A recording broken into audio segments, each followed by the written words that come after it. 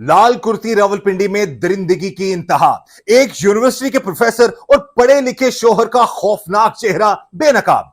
45 साल हिना जावेद का बेईमाना कत्ल। हाथ पीछे बांधे, गले में तार, मुंह पर कपड़ा और नहाने वाले शावर से लटकती हुई लाश।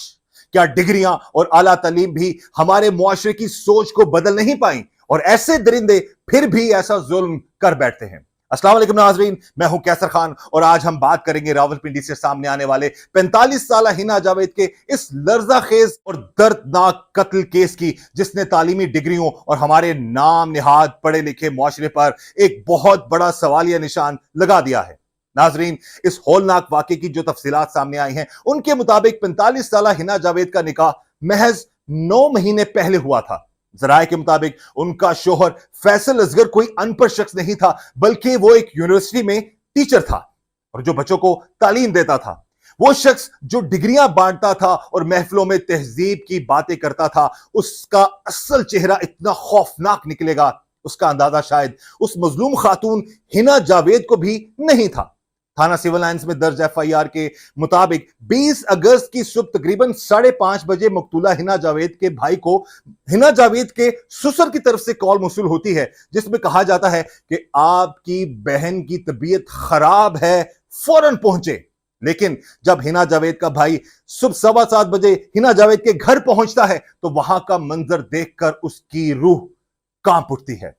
45 साल हिना जावेद की लाश बाथरूम में पड़ी थी। उनके दोनों हाथ पीछे कपड़े से बंधे हुए थे, मुंह पर कपड़ा लिपटा हुआ था, गले में बिजली की तार कसकर बांधकर नहाने वाले शावर से लटकाई गई थी।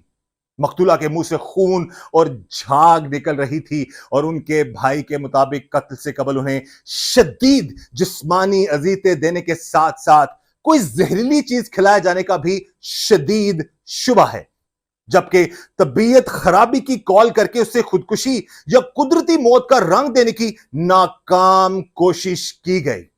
तहकीकात और केस के हकाइक से यह बात भी सामने आई है कि मुलजिम शोहर फैसल असगर शादी के बाद से अक्सर हिना जावेद को शदीद जिस्मानी तशद्दुद और अजियत का निशाना बनाता रहता था, जबकि वो पहले से भी शादीशुदा था और अपनी पहली बीवी को भी इसी तरह शदीद तशद्दुद का निशाना बनाता था, जिससे तंग आकर उसने तलाक ले ली।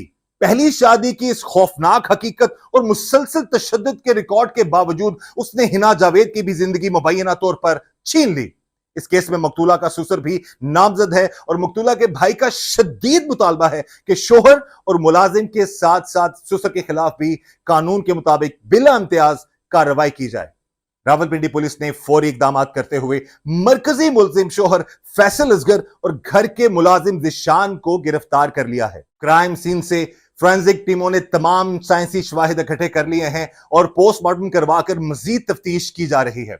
इस दिल दहला देने वाले वाकये के बाद कानून और हमारे तालीमी और समाजी निजाम पर चंद इंतहाई तल्ख सवाल उठते हैं। पहला सवाल, अगर इस केस को खुदकुशी और कुदरती मौत का रंग देने की कोशिश की गई है तो जिस खातून के हाथ पीछे बंधे हो, मुंह पर कपड़ा ठूंसा हुआ हो, गले में तार कसकर लटकाया गया हो, तो क्या कोई इंसान खुद अपने हाथ बांधकर अपने आप को लटका सकता है? और अगर यह खुदकुशी नहीं तो फिर ऐसा खौफनाक ड्रामा रचाने वाले दरिंदे कौन हैं?